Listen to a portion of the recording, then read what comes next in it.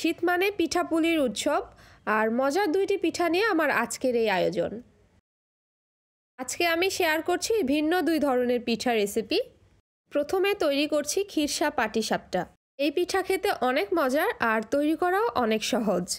ভিতরের খিরসা তৈরি সহ সকল রকম টিপস থাকছে এই ভিডিওতে। চলুন রেসিপিটা সম্পূর্ণ দেখে নিই। প্রথমে পাটিসাপটার জন্য খিরসা তৈরি করে নিব। এজন্য চুলায় একটা প্যান বসিয়ে নিয়ে নিচ্ছি 2 কাপ লিকুইড দুধ। এই দুধটা আমি আগে জাল করে নিয়েছি। তারপর দুধটা যখন হালকা গরম হয়ে আসবে এর মধ্যে দিয়ে দিচ্ছি 2টা সাদা এলাচ। এরপর দিয়ে দিচ্ছি 2 চা চামচ সুজি। সুজিটা কিন্তু ভাজা না, কাঁচা অবস্থায় এখানে ব্যবহার করতে হবে। আপনারা চাইলে সুজির পরিবর্তে এখানে খিরসা তৈরিতে চালের গুঁড়াও ব্যবহার করতে পারেন। এরপর সব কিছু মিশিয়ে নিচ্ছি। কিছুক্ষণ পর দুধ যখন ঘন হয়ে আসবে এ পর্যায়ে দিয়ে দিচ্ছি 1/3 কাপ চিনি। চিনির পরিমাণটা আপনারা যে যার পছন্দ মতো এখানে ব্যবহার করতে পারেন। তারপর দিয়ে দিচ্ছি 2 চা চামচ নারিকেল কোরানো। নারিকেলটা দেওয়ার ফলে খিরসাটা খেতে পার্সোনালি আমাদের খুব ভালো লাগে, এর জন্যই দিয়েছি। আপনারা চাইলে স্কিপ করতে পারেন। এরপর সময় যেতে থাকবে আর খিরসাটা ঘন হয়ে আসবে। খিরসাটা প্রায় হয়ে এসেছে। এ পর্যায়ে চুলা থেকে নামিয়ে ঠান্ডা করে নিচ্ছি। ঠান্ডা হওয়ার পর এটা আরও ঘন হয়ে যাবে। এবার পাটিসাপটার জন্য ব্যাটারটা তৈরি করে নিব। এর জন্য একটা মিক্সিং বোলে নিয়ে নিচ্ছি 1 কাপ চালের গুঁড়া। এখানে আমি ভেজা চালের গুঁড়াটা নিয়েছি।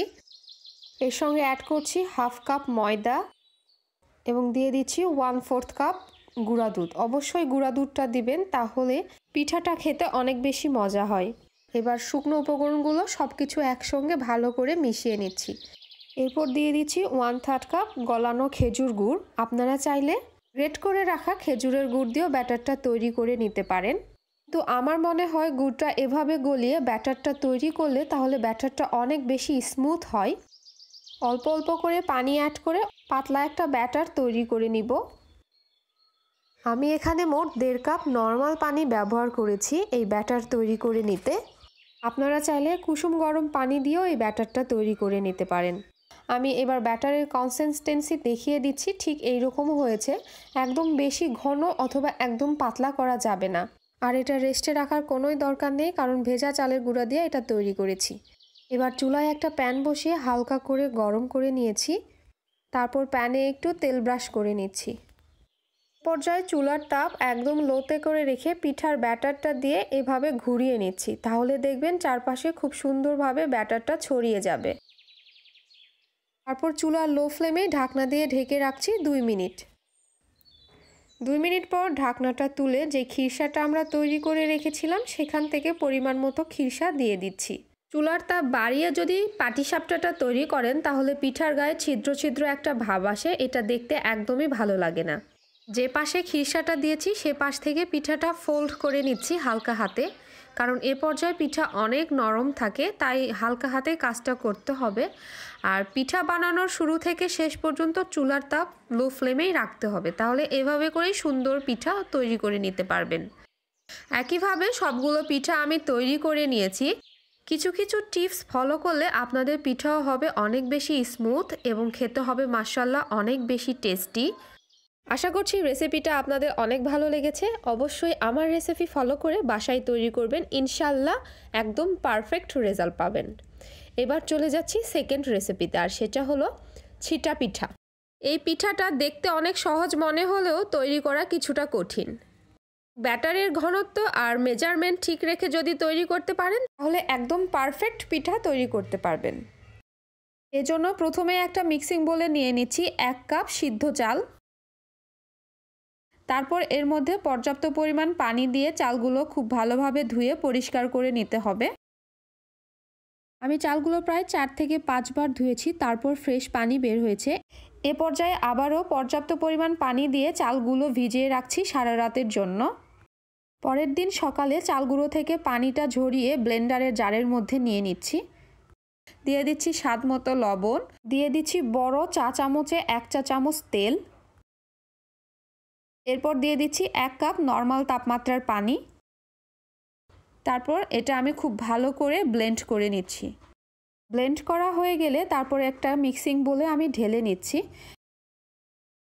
এ পর্যায়ে আমি এখানে অ্যাড করছি 1/4 কাপ ময়দা। এতে ছিটা রুটি অনেক বেশি নরম হবে।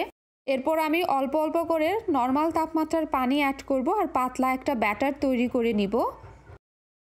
এভাবে অল্প অল্প করে পানি অ্যাড করলে ব্যাটারের মধ্যে কোনো লাম্পস তৈরি হবে না এবং ব্যাটারের থিকনেসটা বুঝতেও সুবিধা হবে। এখানে আমি একটা পাতলা ব্যাটার তৈরি করে নিয়েছি, একদম চিতই পিঠার ব্যাটারের মতো। এই ব্যাটারটা রেস্টে রাখার কোনোই প্রয়োজন নেই, কারণ আমরা ভেজা চালের গুঁড়া দিয়ে এই ব্যাটারটা তৈরি করেছি, তাই সরাসরি এই ব্যাটারটা দিয়েই আমরা ছিটা রুটি বানিয়ে নিতে পারবো। এখানে একটা পানির বোতলের ঢাকনা কয়েকটা ছোট ছোট ছিদ্র করে নিয়েছি, কিছুটা ব্যাটার এই বোতলের মধ্যে ভরে নিয়েছি এবং ঢাকনাটা খুব ভালোভাবে লাগিয়ে নিয়েছি। এবার চলে যাচ্ছি আমি পিঠাগুলো তৈরি করতে। পিঠাগুলো তৈরি করার জন্য এখানে একটা ছড়ানো প্যান নিয়েছি আর টিস্যু পেপারের মধ্যে সামান্য একটু তেল নিয়ে এর মধ্যে একটু ব্রাশ করে নিয়েছি। এবার বোতলটাকে ঘুরিয়ে ঘুরিয়ে প্যানের চারপাশে আমি ছড়িয়ে নিচ্ছি। তারপর এর উপর আমি ঢাকনা দিয়ে দিচ্ছি কয়েক সেকেন্ডের জন্য। এ পর্যায়ে চুলার তাপ মিডিয়াম টু লো ফ্লেমে রাখতে হবে। কয়েক সেকেন্ড পর দেখা যাবে প্যানের চারপাশ থেকে রুটিটা উঠে এসেছে। এ পর্যায়ে আমি রুটিটা দুই ভাঁজে ভাঁজ করে প্যান থেকে তুলে নিচ্ছি। এখন দেখাবো আমি ছিটা রুটি তৈরি করার একদম ট্র্যাডিশনাল এবং অথেন্টিক পদ্ধতি। দেখতেই পাচ্ছেন, এভাবে হাতের মধ্যে ব্যাটার নিয়ে প্যানের চারপাশে এভাবে ছড়িয়ে দিলে ছিটা রুটি তৈরি হয়ে যাবে। তারপর দুইটা ভাঁজ করে এই রুটিটাও আমি তুলে নিচ্ছি। ব্যাস অল্প সময়ের মধ্যে খুব সহজেই তৈরি হয়ে গেল অনেকগুলো ছিটা রুটি। আপনারা হাতে নিলেই বুঝতে পারবেন এই রুটিগুলো কতটা সফট এবং স্মুথ হয়েছে। আর সারাদিন ধরে রাখার পরেও এই রুটিগুলো কিন্তু একদমই নরম তুলতুলে থাকবে। আশা করছি আমার আজকের রেসিপি আপনাদের কাছে অনেক ভালো লেগেছে। রেসিপি ভালো লাগলে লাইক, কমেন্ট, শেয়ার করে পাশে থাকবেন আর চ্যানেলটি সাবস্ক্রাইব করবেন। আজ এখানেই বিদায় নিচ্ছি। সবাই অনেক ভালো থাকবেন। আল্লাহ হাফেজ।